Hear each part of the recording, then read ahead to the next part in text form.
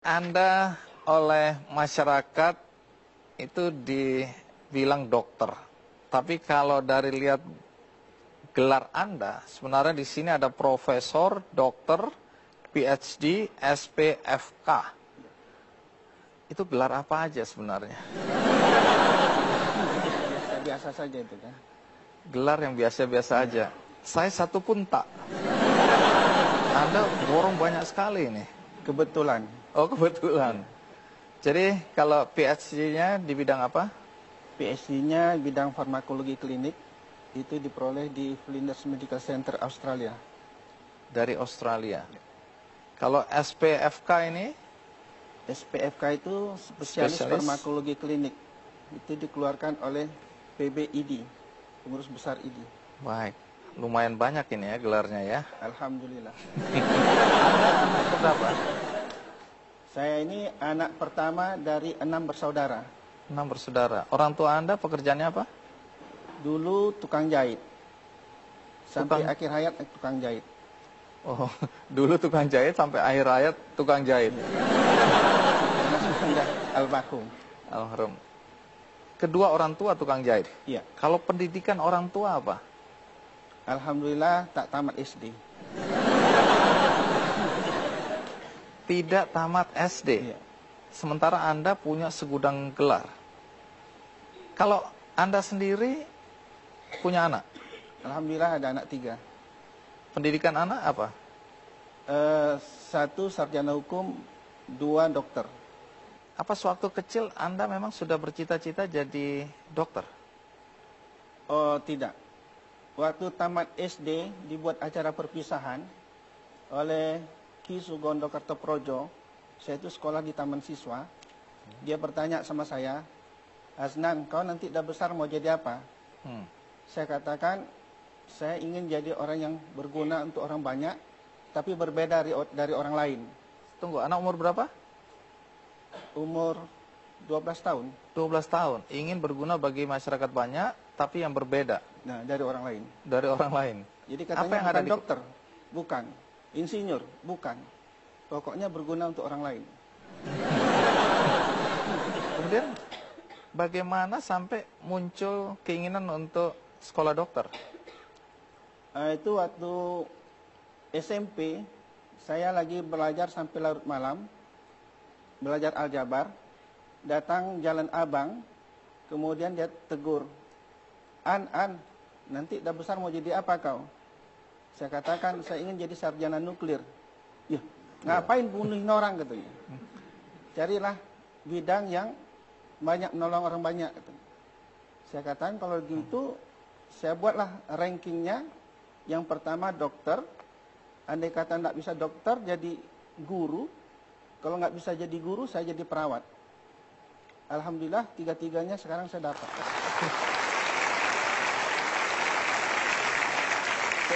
Masih banyak pertanyaan. Bagaimana sampai anak tukang jahit bisa kuliah kedokteran? Dari mana uangnya? Saya masuk kuliah kedokteran itu berbohong dengan orang tua. Karena orang tua dari awal, dia tahu kita mau kedokteran, tapi dia tidak mengizinkan. Maka waktu itu karena saya SMA-nya bagian PAL, bisa masuk kemana-mana, saya cuma minta uang Rp500 mendaftar ke satu fakultas. Saya masuk ke kedokteran. Orang tua tidak tahu. Cuma setelah lulus, baru orang tua sedikit emosi. Kenapa bisa masuk kedokteran? Kan udah dibilang jangan. Takut ini ya? Karena Jadi biayanya mahal. Saya katakan, Pak, sekali inilah aku minta duit. Waktu itu uang kuliah sama uang pelonco 33.000. 32.000 untuk uang kuliah setahun, 1.000 untuk, kalau sekarang istilahnya PEMA, berikut jaket-jaketnya.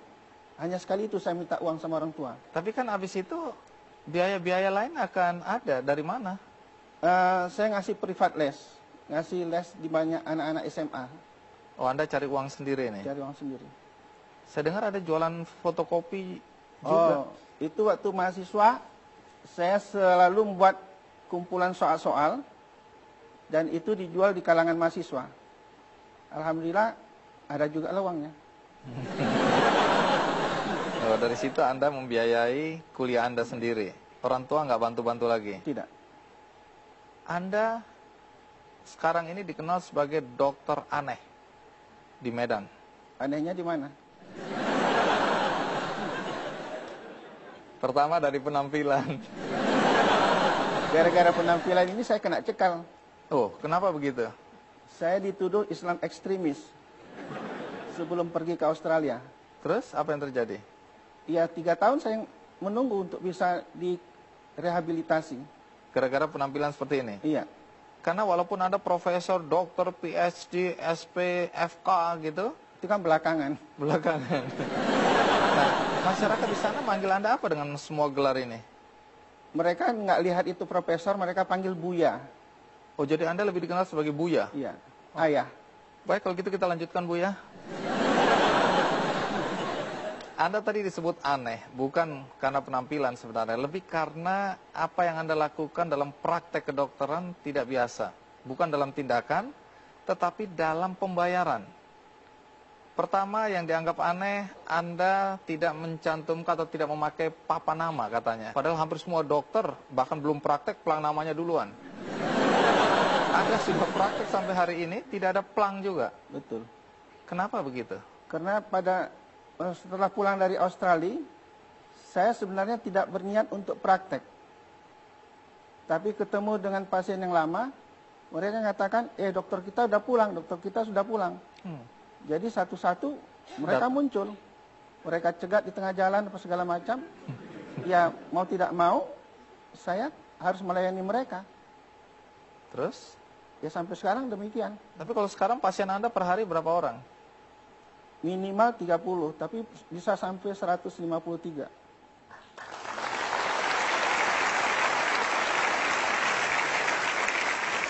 Ini nggak ada papan nama bukan berarti ini praktek liar ini ya? Oh tidak. Iya. SIP. Saya curiga aja ini. Kemudian Anda dianggap aneh karena cara pembayarannya. Ya. Pertama Anda nggak menentukan tarif ya? Tidak boleh. Tidak boleh. Iya. Yang tidak membolehkan siapa? Pelajaran yang sampai kepada saya, ada 3 profesi yang tidak boleh meminta duit kepada rekanannya. Pertama adalah apabila seorang murid ingin berguru sama kita.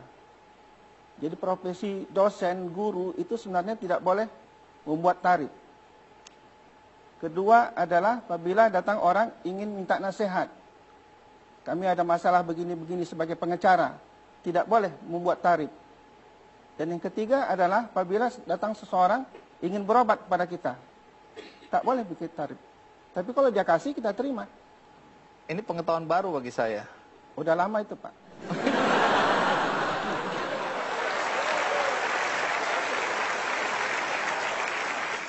Siapa saja yang membantu Anda di tempat praktek itu sekarang? Yang membantu istri saya. Kalau yang ikut berpartisipasi, banyak calon dokter yang belajar di praktek. Oh, ikut membantu Anda ya? Ya.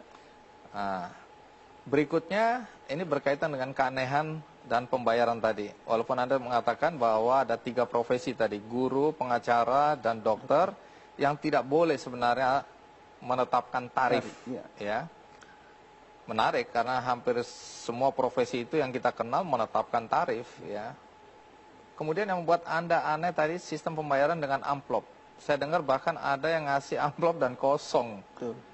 Ini gara-gara Anda sendiri nih ya. Anda cari-cari perkara sih. Nah, bagaimana ceritanya? Kita rehat sejenak. Ikuti terus Ki Candy. Gini loh, orang udah punya rumah 1, pengen punya 2, punya 3, punya 4, karena itu dia kerja dan menetapkan tarif. Anda belum punya rumah, tapi Anda tidak mau menetapkan tarif. Kebahagiaannya di mana ya?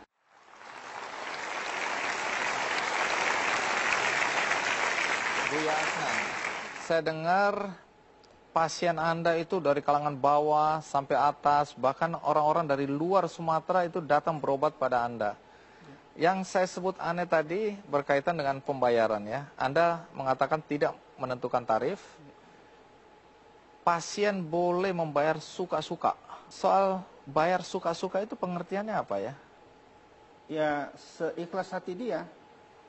Jadi kalau saya datang berobat, kemudian hanya punya 5.000 saya kasih, Anda terima? Dengan senang hati. Karena saya tak tahu Bapak bayar 5.000 kah, bayar 1 juta, saya tidak tahu. Kenapa Anda nggak tahu? Saya tidak pernah buka amplopnya. Oh, jadi semua pembayaran seperti digambar itu diberikan melalui amplop. Iya. Terus kemudian dengan cara seperti itu apakah Anda nggak merasa dirugikan? Di mana ruginya? Nyatanya kan tetap kaya kan?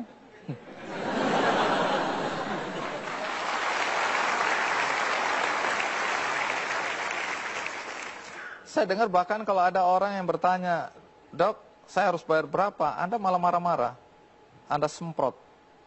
Ya, Apa yang karena dia menghina saya. Loh, kan jasa Anda sudah Anda berikan dan saya menanyakan berapa saya harus membayar jasa itu. Kalau saya sudah bisa menghargai berapa rupiah saya, orang lain akan bisa beli saya. Saya tidak ingin beli.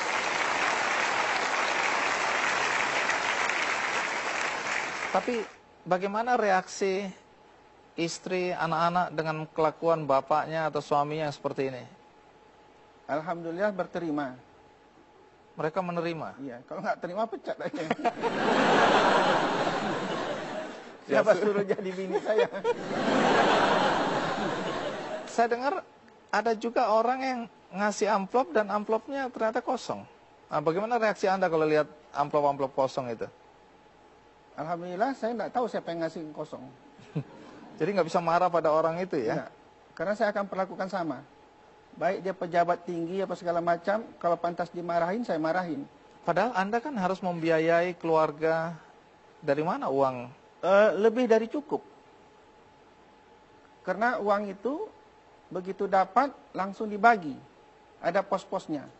Untuk zakat berapa, untuk orang tua berapa, untuk tabungan rumah berapa. Karena sampai sekarang kan nggak punya rumah. Anda nggak punya rumah? Ya, nompang sama mertua. Nah, itu akibatnya. Ya. Nah, ini yang saya maksud kan. Orang harus gini loh, orang udah punya rumah 1, pengen punya 2, punya 3, punya 4, karena itu dia kerja dan menetapkan tarif. Anda belum punya rumah, tapi Anda tidak mau menetapkan tarif. Kebahagiaannya di mana ya? Kebahagiaannya, uang yang diperoleh itu kan dinikmati dalam bentuk yang lain, ya kan? Salah satu, alhamdulillah kami semua sudah haji. Cucu saya pun sudah umur setahun sudah bawa umrah. Tiap tahun keluar negeri. Kurang apa lagi?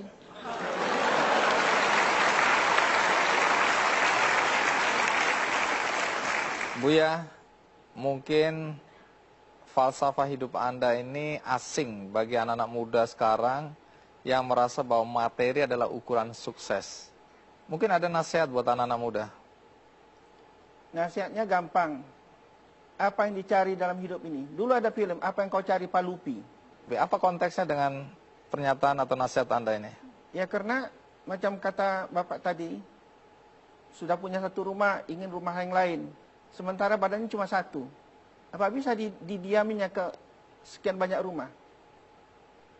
Berapa banyak orang yang kaya, ternyata dia tidak berjalan sama istrinya. Istrinya jalan sama supirnya. Ya kan? Dia kaya, tak pernah tinggal tidur di tempat tidur matras yang dia milikin. Dia teler di ruang tamu. Jadi, apa yang dia cari dengan harta tadi?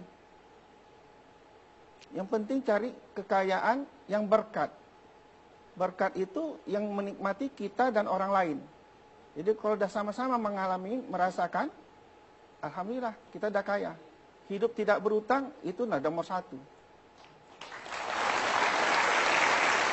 Baik, terima kasih Buya Asnan. Sama-sama. Hari ini bisa berbagi cerita dengan kami, berbagi filosofi hidup dengan kami semua, terutama untuk anak-anak muda, dan terutama dokter-dokter atau calon-calon dokter ya. Mudah-mudahan apa yang Anda sampaikan ini memberikan teladan bagi mereka.